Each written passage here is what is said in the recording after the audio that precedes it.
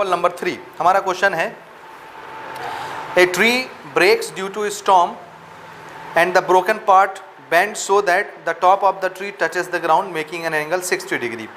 एक पेड़ है जो कि सीधा खड़ा है, तूफान आया, तूफान की वजह से पेड़ बीच से टूट गया, और टूटा तो पेड़ का ये जो टॉप वाला हिस्सा है वो ऐसे ग्राउंड को टच करेगा, बीच से टूटा है, ये फिगर में दिख भी रहा है कैसे पेड़ बीच से टूट गया। अच्छा, जब ये ग्राउंड को टच करता है पेड़ का टॉप, तो ये ग्राउंड के साथ कितना डिग्री का एंगल बनाता है? 60 डिग्री का एंगल बनाता है। ठीक है। The distance between the foot of the tree to the point where the top touches the ground is 6 metre. Find the height of the tree. Same उसी वैरायटी का क्वेश्चन है जो अभी आप बना रहे थे। ठीक है ना। देखिए फिर से हम वही सिचुएशन लेते हैं। ये सपोज ध्यान से देखिए, ये है ट्री, ओरिजिनल ट्री। ट्री की लंबाई कुछ होगी, ध्यान से देखिएगा ना। This is A, this is B. ठीक है। ए बी क्या चीज है?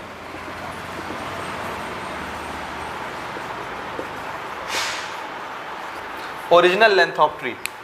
जब नहीं टूटा था तो ट्री इतना लंबा था, ए से लेके बी तक। समझ रहे हैं। एक तूफान आया, तूफान आएगा तो ये क्या होगा? बीच से टूट जाएगा।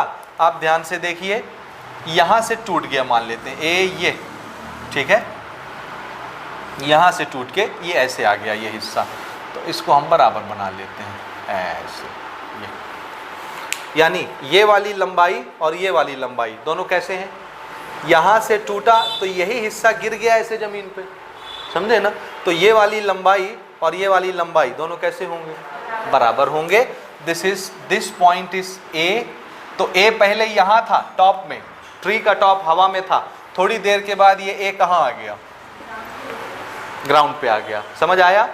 This is B, this is C. C is a breaking point, यहाँ से ट्री टूटा है। समझ आया कि नहीं आया? आया।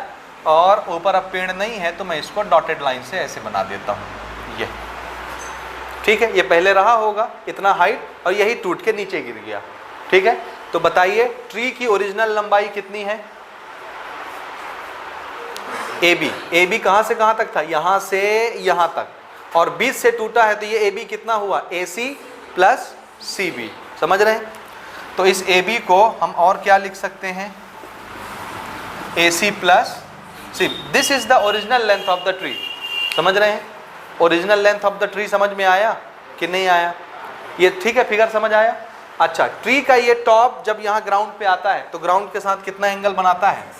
60 डिग्री। और जहाँ पर ट्री का फुट था वहाँ से टॉप कितने डिस्टेंस पर गिरता है? देखिए कितने डिस्टेंस दूर गिरता है? 6 मीटर। तो ये वाला डिस्टेंस भी आपको बताया गया है 6 मीटर। ठीक है। अब हमको क्या निकालना है? टोटल लेंथ ऑफ ट्री, जो कि क्या है? A B.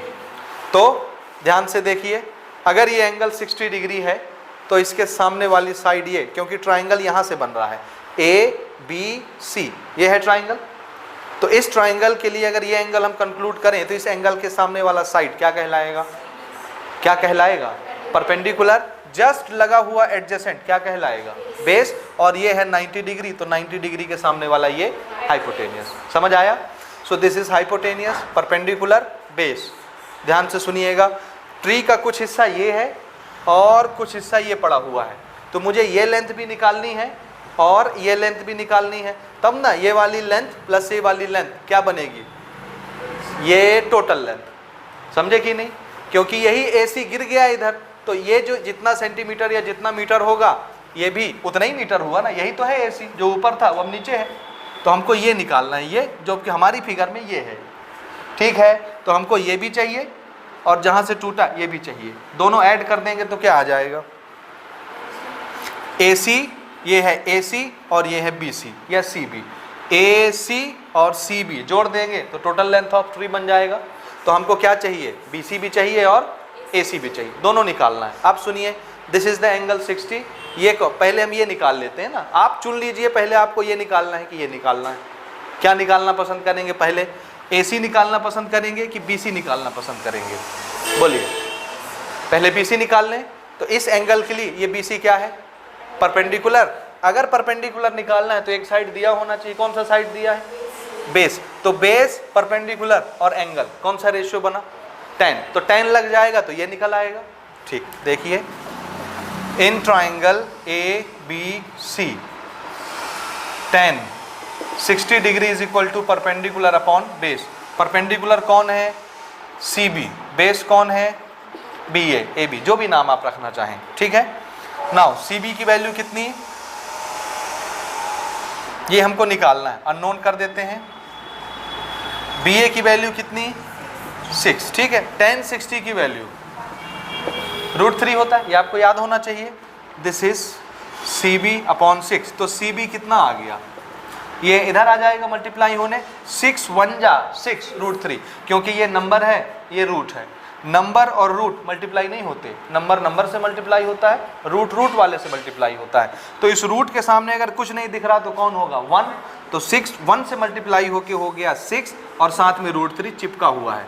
इतना मीटर ये क्या आया, ये इतना हिस्सा जो बचा है वर्टिकल खड़ा है ये। ठीक है, ये हमने निकाल लिया परपेंडिकुलर के नाम से। दूसरी चीज हमको क्या निकालनी है, आप देखिए ना, ये हमको पता चल गया बीसी। बीसी कितना आया?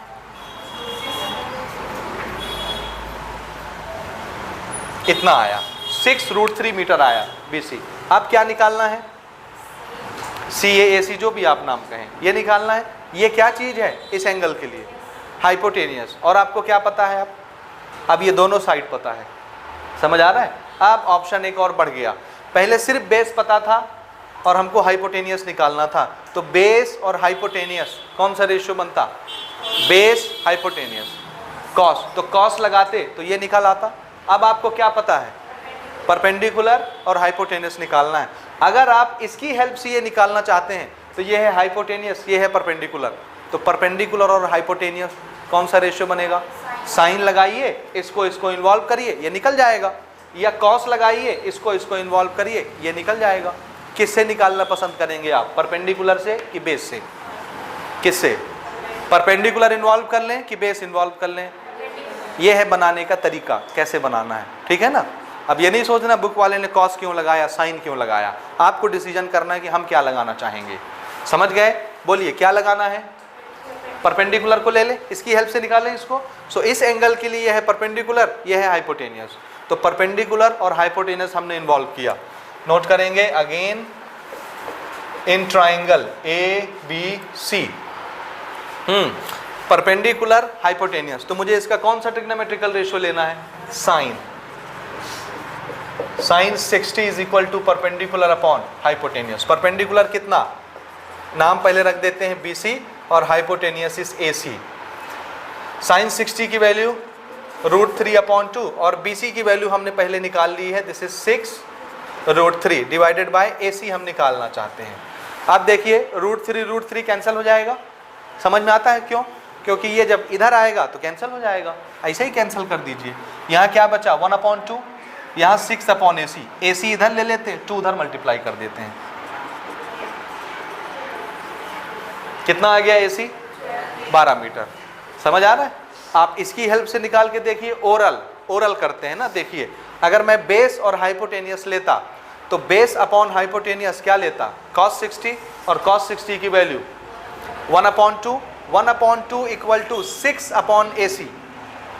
1/2 इज इक्वल टू 6/AC, तो AC इधर आ जाता, 2 चला जाता 6 से मल्टीप्लाई होने, 6 2 जा 12 इक्वल टू AC आ जाता 12 मीटर। समझे? तो हाइट, अब ट्री कितना लंबा था? BC और प्लस AC, तो ये रहा AC, ये रहा BC, ऐड कर दीजिए टोटल।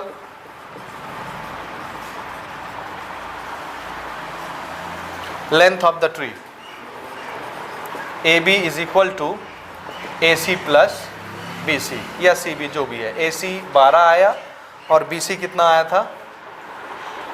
6 √3 हो गया, इतना ही मीटर। क्योंकि ये रूट वाला है, ये बिना रूट वाला है, ऐसे ही होगा, आपस में ऐड तो होंगे नहीं। आप चाहें तो कॉमन निकाल सकते हैं, ज़रूर एक स्टेप और कर सकते हैं। इसमें भी 6 है, इसमें भी 6 है, तो हमने 6 कॉमन ले लिया, तो यहाँ बचा 2 प्लस √3 मीटर, बस हो गया। भले आपकी बुक से मैच करे या ना करे, कोई फ़र्क नहीं पड़ता, आप कर सकते हैं।